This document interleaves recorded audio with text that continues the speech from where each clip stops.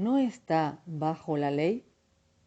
Se sugiere que si seguimos la forma guardar el día de reposo del Antiguo Testamento, debemos retrotraernos a las reglas y normas de la ley. Y eso es una negación de la libertad que Cristo nos dio a través de la cruz.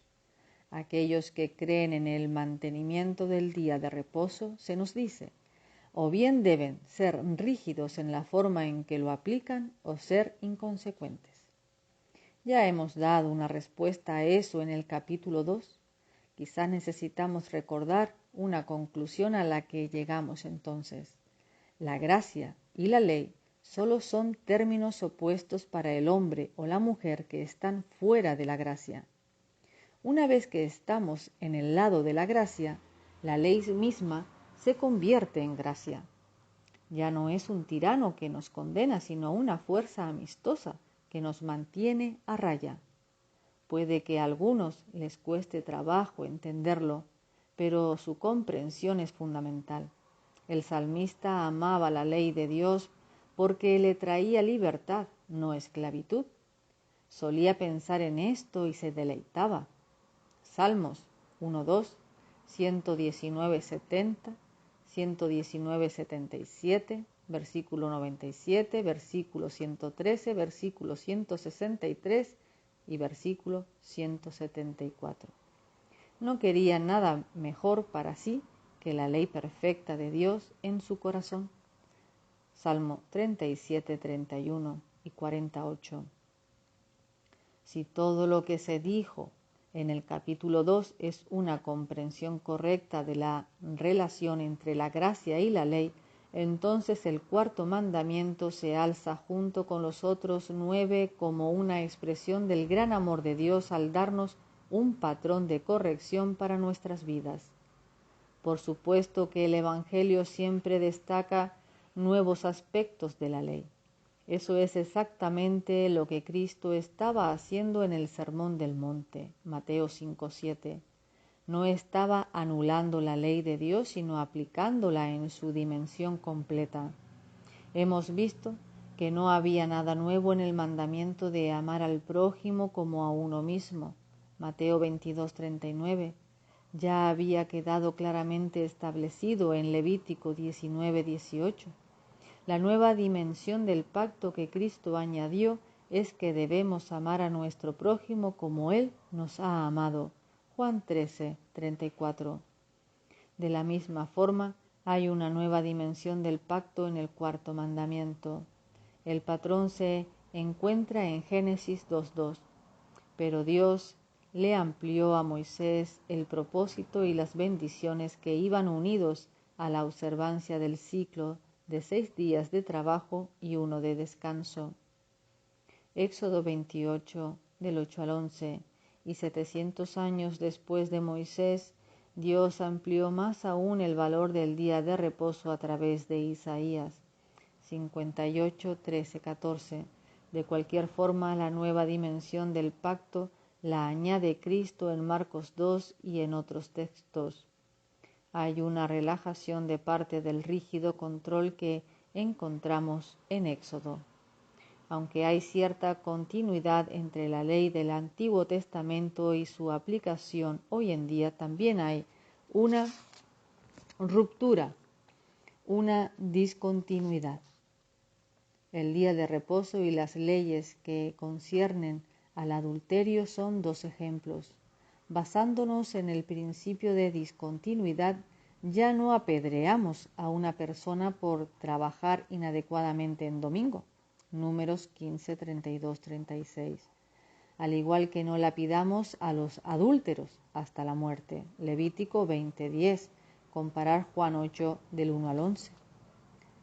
La severidad del castigo muestra la severidad con la que Dios ve cualquier quebrantamiento de la ley, el cuarto igual que el séptimo.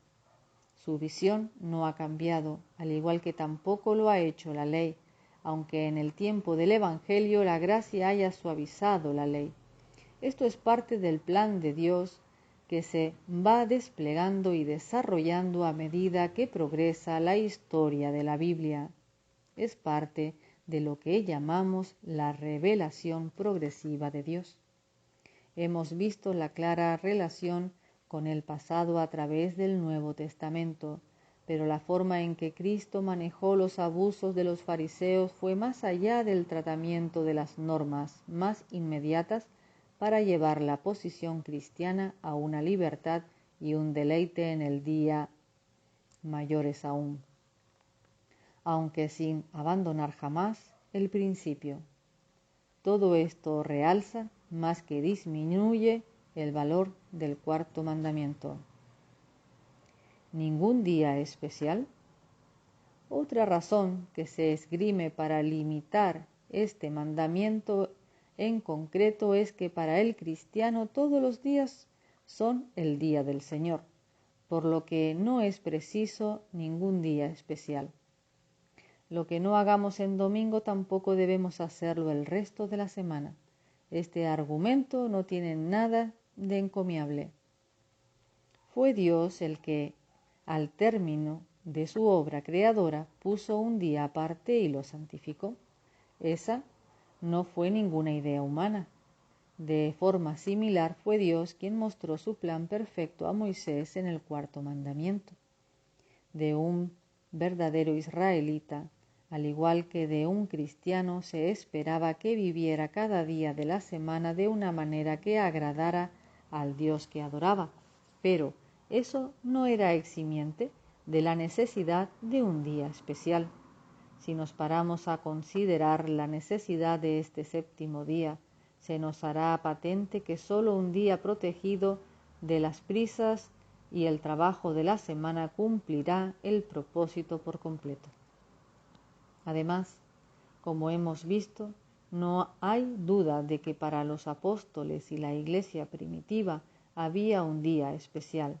Se conocía como el Día del Señor y conmemoraba la resurrección de su Señor y el descendimiento del Espíritu Santo sobre la iglesia, puesto que ambos eventos tuvieron lugar el primer día de la semana.